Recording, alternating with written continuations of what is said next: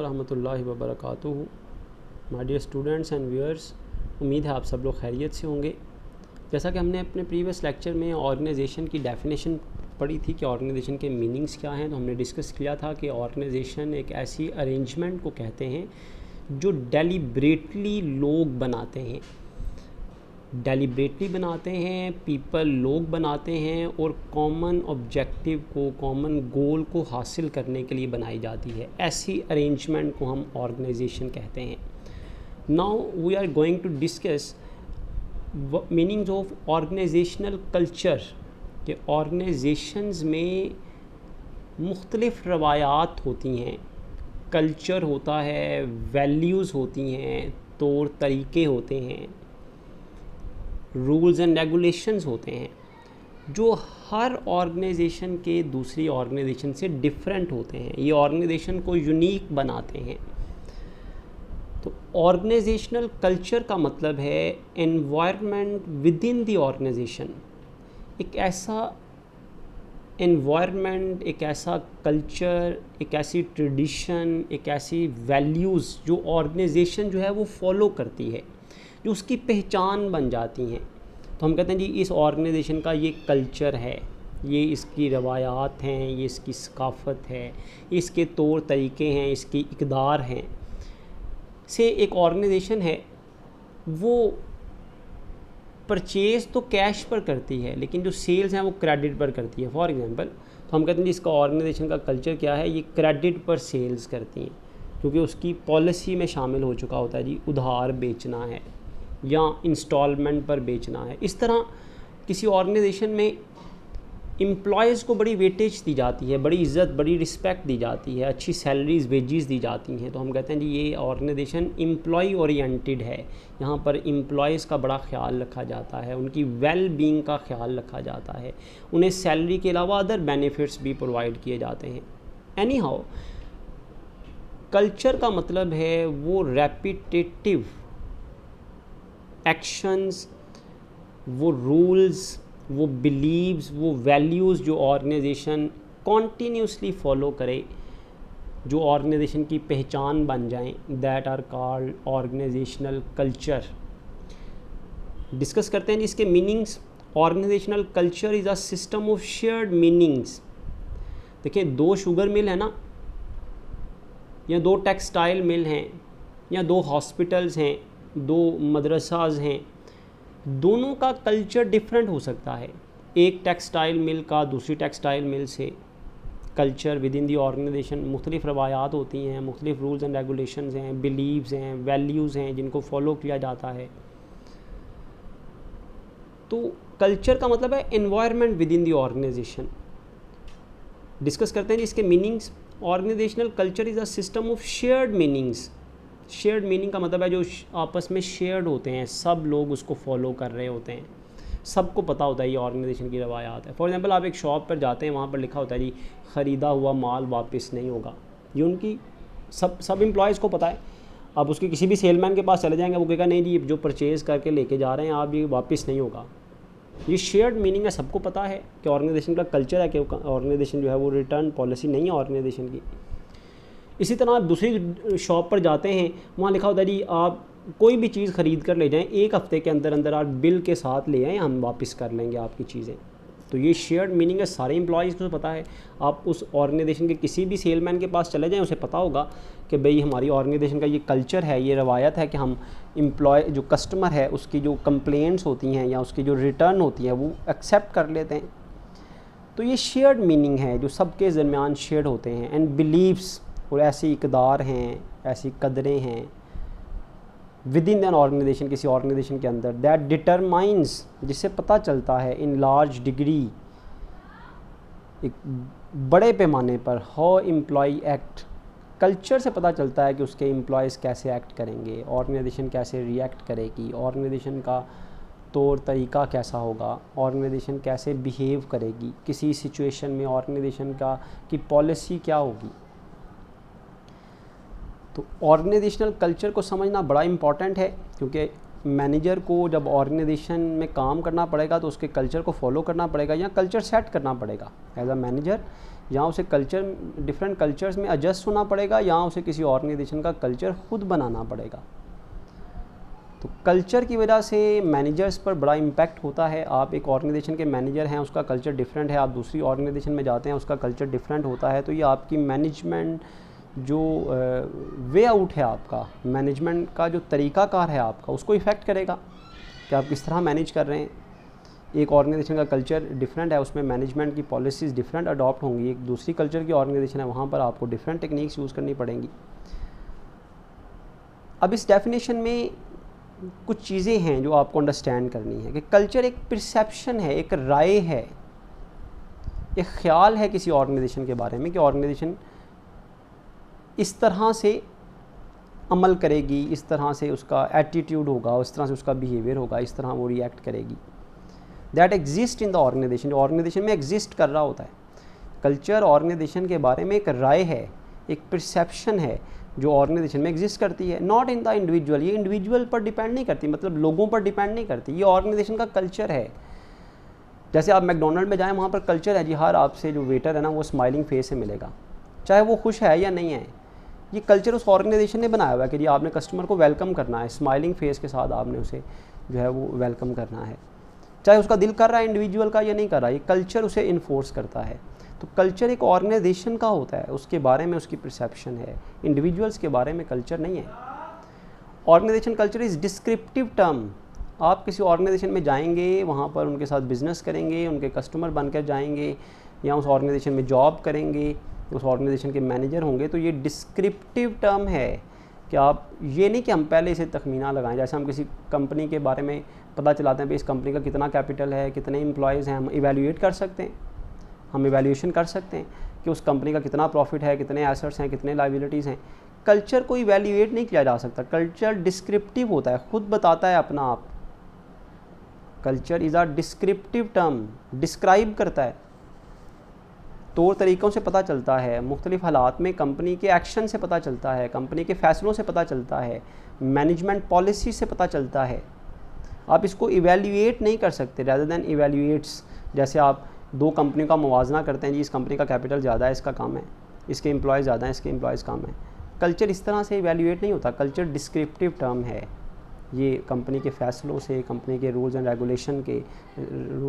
Regulation से, company के अंदाज से पता चलता है, कंपनी के इंटरनल एनवायरनमेंट से पता चलता है कि कंपनी का कल्चर कैसा है। उम्मीद है आपने ऑर्गेनाइजेशन कल्चर की डेफिनेशन को अच्छी तरह अंडरस्टैंड कर लिया होगा। अब हम मूव करते हैं जी, थ्योरी है, रिसर्च स्टडी है कि 7 टाइप्स ऑफ कल्चर्स होते हैं, 7 types of culture, 7 dimensions of culture हैं कि ऑर्गेनाइजेशंस के कल्चर दूसरे से डिफरेंट होते हैं, लेकिन ओवरऑल अगर हम देखें तो 7 टाइप्स ऑफ कल्चर हैं। तो अब हम डिस्कस करने जा रहे हैं जी आज का main topic, that is 7 dimensions of organisational cultures.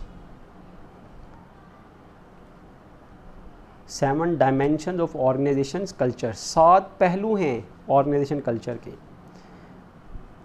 तो कुछ ऑर्गेनाइजेशन का कल्चर क्या होता है जिसको नाम दिया जाता है इनोवेटिव एंड रिस्क टेकिंग। ऐसा कल्चर कि वो ऑर्गेनाइजेशन क्या करे, डे बाय डे जिद्दतपन लेकर आए, अपनी प्रोडक्ट्स में तब्दीली लेकर आए, बेहतरी लेकर आए, न्यू टेक्नोलॉजी को इंट्रोड्यूस करवाए, रिस्क ले, नए नए प्रोजेक्ट स्टार्ट किए जाएँ, नई प्रोडक्ट लॉन्च की जाएँ, नई मार्केट में एंटर हुआ जाए, risk taking.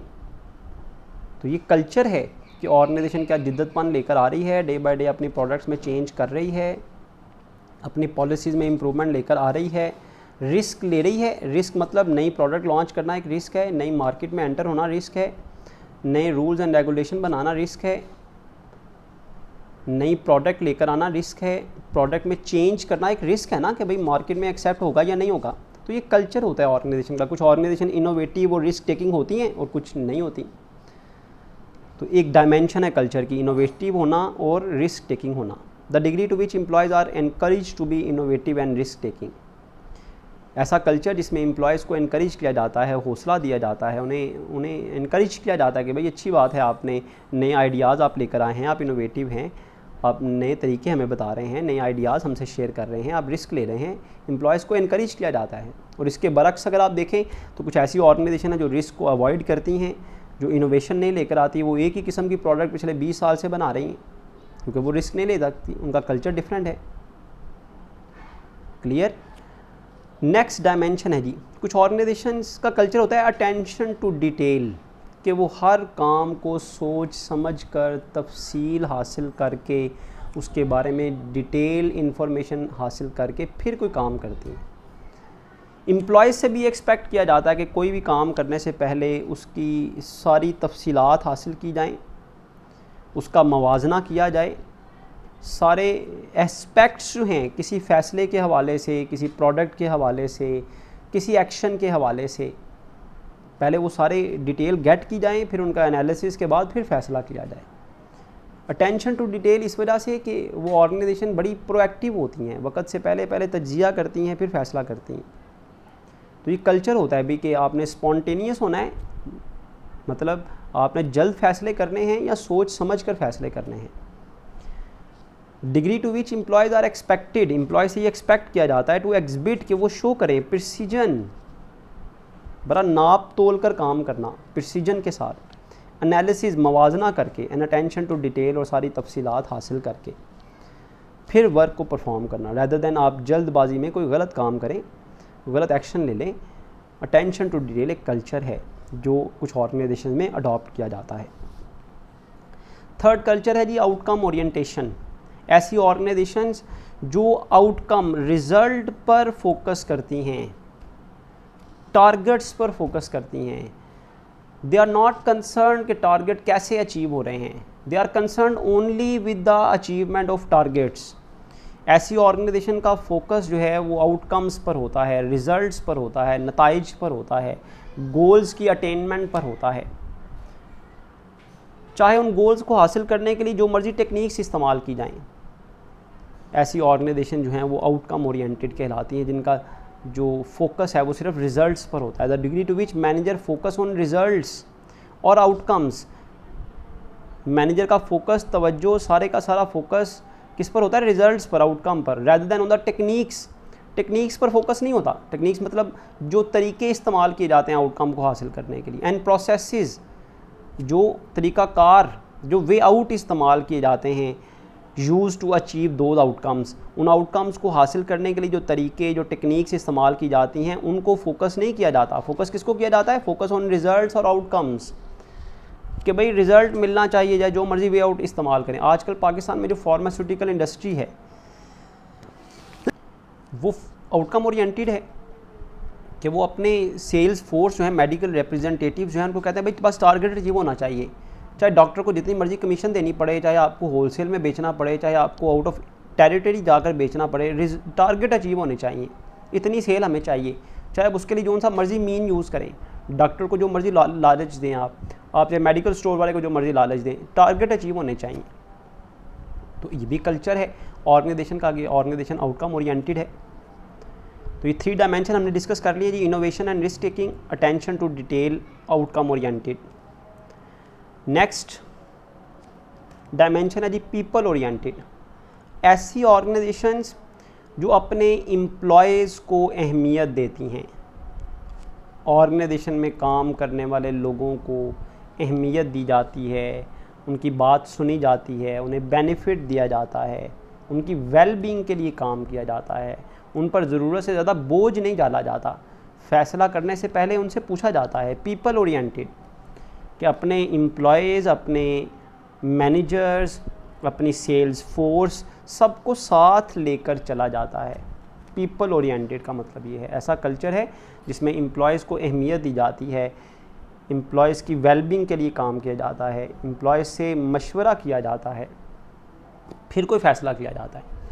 The degree to which management decision take into consideration, management के फ़ैसले जो हैं वो अहमियत देते हैं किसको? The effect on people within the organisation, हर फैसला करते वक्त ये देखा जाता है कि इसका लोगों पर क्या इफेक्ट होगा। People within the organisation का मतलब है ऑर्गेनाइजेशन के एम्प्लॉयज़, ऑर्गेनाइजेशन के मैनेजर्स, ऑर्गेनाइजेशन की सेल्स फोर्स, उन पर क्या इफेक्ट होगा। मतलब हर काम करने से पहले ये देखा जाता है कि एम्प्लॉयज़ पर क्या इफेक्ट होगा। मतलब ऐसी ऑर्गेनाइजेशन जो है वो कंसिडरेशन दे रही है, अहमियत दे रही है अपने एम्प्लॉयज़ को। तो ये कल्चर है ऑर्गेनाइजेशन का कि ऑर्गेनाइजेशन पीपल ओरिएंटेड है या नहीं है। Next dimension that is team oriented. Team orientation का मतलब ये है जी कि ऐसा ऑर्गेनाइजेशनल कल्चर जहाँ पर टीम्स बनाकर टास्क असाइन किए जाते हैं rather than individually task assign किए जाएं। ऐसा कल्चर है जिसमें टीम्स को प्रमोट किया जाता है, 4, 5, 10 लोगों का ग्रुप बनाकर, टीम बनाकर उन्हें जॉइंट टास्क दिए जाते हैं कि वो एक दूसरे के साथ कोऑर्डिनेट करें, एक दूसरे के साथ मिलकर काम करें, एक दूसरे के साथ शेयर करें आइडियाज़ को, ताकि बेटर रिजल्ट्स अचीव हो सकें। तो टीम ओरिएंटेशन कल्चर जो है that is very important for the progress of organisation. Team oriented culture क्या है जी? The degree to which work activities are organised around teams. मतलब जो वर्क एक्टिविटीज़ ऑर्गेनाइजेशन में जो वर्क असाइन किया जाता है ना, वो ऑर्गेनाइज्ड अराउंड टीम्स, टीम के दरमियान में ऑर्गेनाइज किया जाता है। मतलब टीम्स बनाकर वर्क असाइन किया जाता है रेदर देन इंडिविजुअल्स। इंडिविजुअल्स को इंडिविजुअल टास्क देने के बजाय टीम की शक्ल में टास्क दिए जाते हैं, इस नज़रिए के साथ कि टीम्स की परफॉर्मेंस जो है वो इंडिविजुअल्स की परफॉर्मेंस के समेशन से ज़्यादा होगी।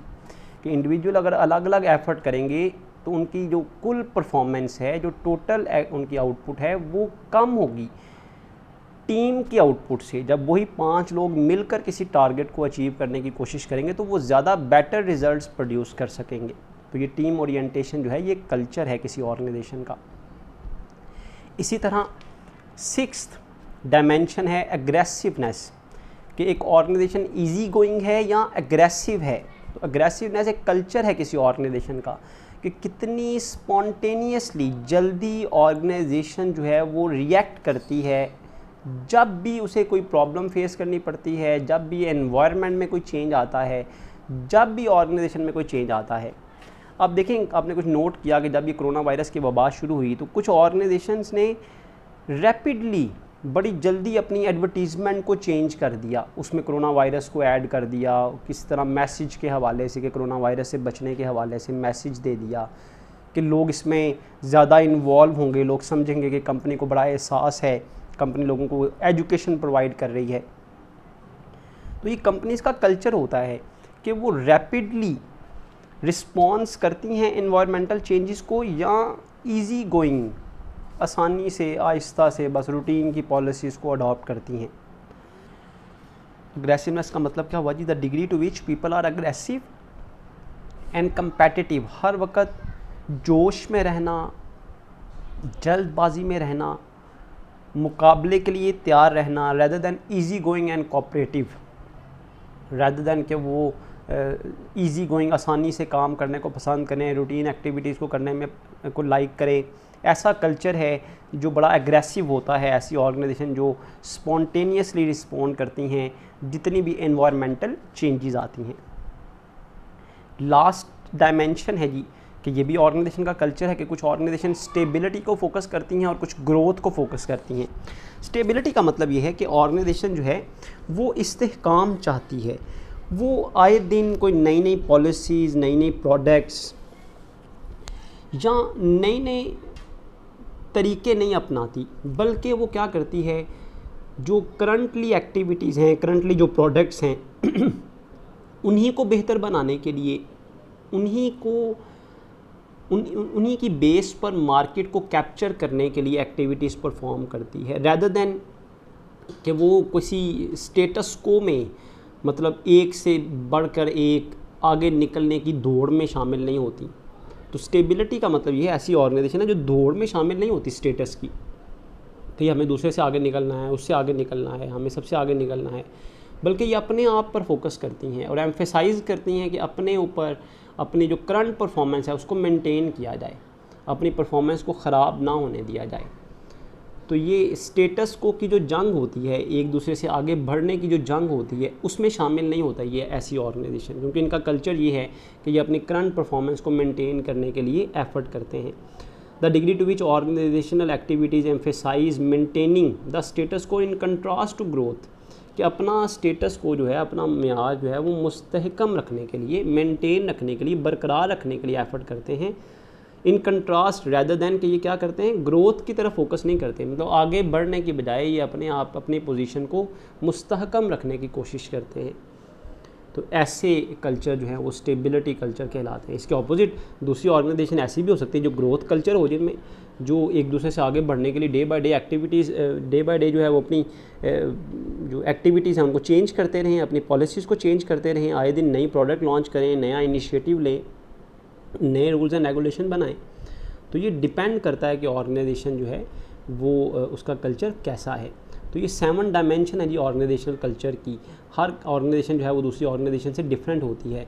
फर्स्ट डायमेंशन है जी कुछ organisation innovative and risk taking होती हैं। सेकंड है जी अटेंशन टू डिटेल। थर्ड है जी outcome oriented.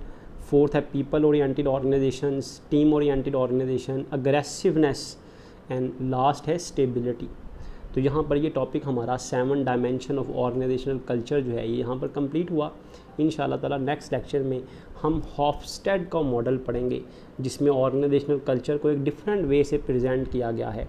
हॉफस्टेड organisational cultures, Hofstede dimensions of organisational culture, इंशाल्लाह ताला नेक्स्ट लेक्चर में वो डिस्कस करेंगे।